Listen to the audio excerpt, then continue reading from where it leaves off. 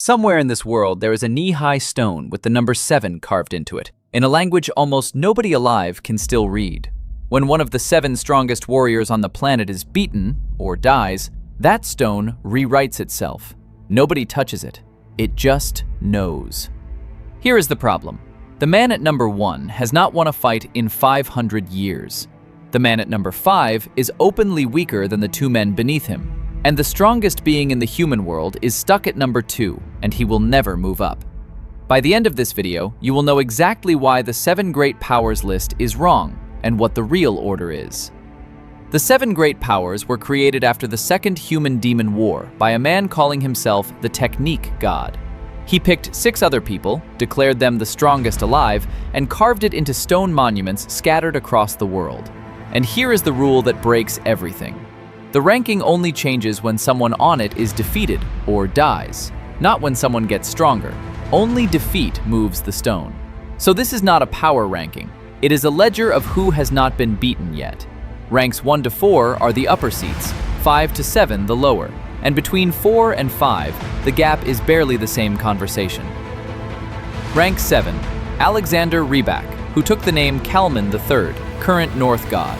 He is the grandson of Atofe, a demon lord of the immortal demon race, which means killing him is a temporary condition. Rudius and his allies put him down in the final battle. His body grew back. Power proof. Carrying the king dragon sword Kajakuto, a blade that manipulates gravity, he fought Eris, Ruijerd, and his own father at once and had the upper hand. Then he got hold of the fighting god armor and defeated Ruijerd, Ghislaine, and Isolde with a single move. Rank 6, Farion, the sword god. If you are watching Season 3 right now, this is Eris's teacher, and the Holy Land of Swords is his house. He was the fastest swordsman of his generation. The water god herself acknowledged him as the only man whose sword she could not stop, and he took the Holy Land from her in single combat. Power proof. When Gal released his battle aura inside his own dojo, the pressure alone threw Eris backwards through the door and destroyed it. He never touched her. Then Gino Britz, his own son-in-law, beat him. Gal survived. His confidence did not. In the final battle, he hesitated, reached for a sword style that was not his, and never noticed Ruijerd behind him. Rank 5, Randolph Marianne, the Death God. This is where the list stops making sense. The lore states it outright. Randolph is weaker than the Sword God, the Water God, and the North God, men sitting below him. He carries only 1/8 immortal blood, without the regeneration or the raw mana his ancestors had. So why is he rank 5? Because he stopped fighting. He retired, opened a restaurant, went bankrupt, and took a knight's job to pay off the debt. Nobody beat him, so the stone never moved. Power proof, and he earns it. His absolute void eyes seal an entire location behind a barrier. He appears behind you without a sound. And he overwhelmed Rudius, Roxy, and Zenoba at once. Rank 5 is not a lie. It is just a very old receipt. Rank 4, the Demon God, one half of Laplace. 500 years ago, he led the demon race in a war meant to exterminate humanity. 7 heroes stood against him. He killed 4 of them personally. Power proof. The 3 survivors, Dragon God Urupin, Perugius, and the first North God Kalman, could not kill him. Even with Ruijerd Superdia using his third eye to find the weak point, they could not finish it. That war ended by sealing him away, not by beating him. And this half of Laplace had lost all of his dragon power. No battle aura at all. That is what he did with only the magic. Rank 3 is not a person. Rank 3 is a suit of armor.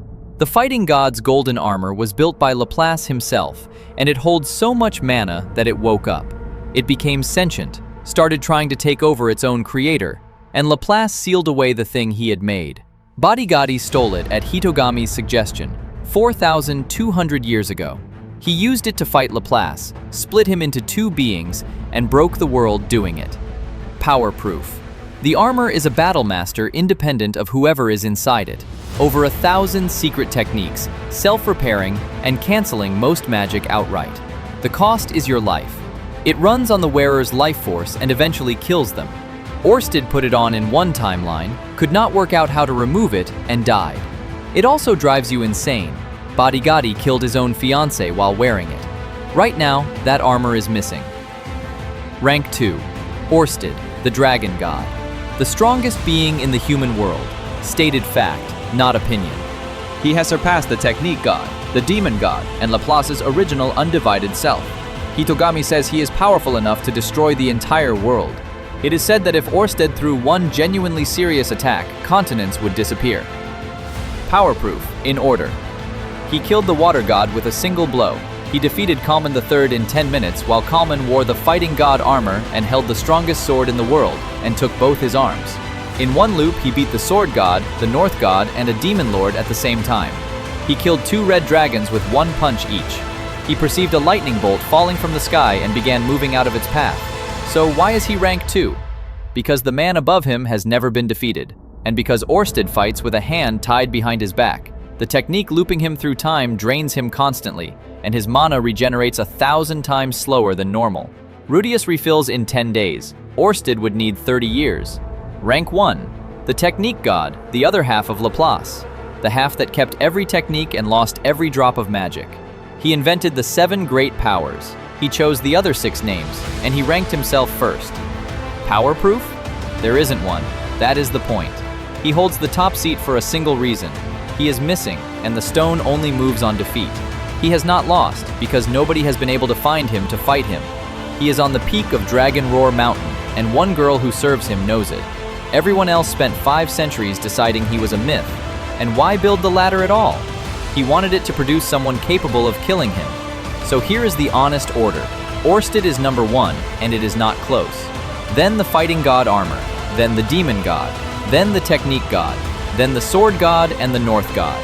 And the death god, officially rank 5, is realistically last of the 7. And that is before the ones the stone does not even list. The water god, the ogre god, the wind god, all unranked, all strong enough to embarrass someone with a seat. Here is the part almost nobody talks about. The replacements are already written into the story.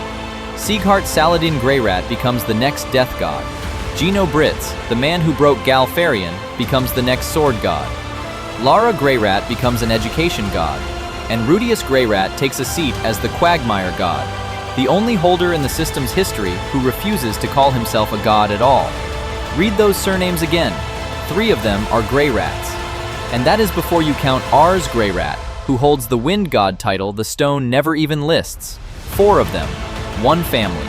2 questions, and I want actual answers. 1. If the fighting god armor turns you into a monster and then kills you, is rank 3 a power or a curse? 2. Should Orsted's mana problem count against him, or is a handicapped Orsted still the strongest character in the series? Drop it in the comments and subscribe, because next time we are ranking every member of the Greyrat family, and the results are genuinely stupid.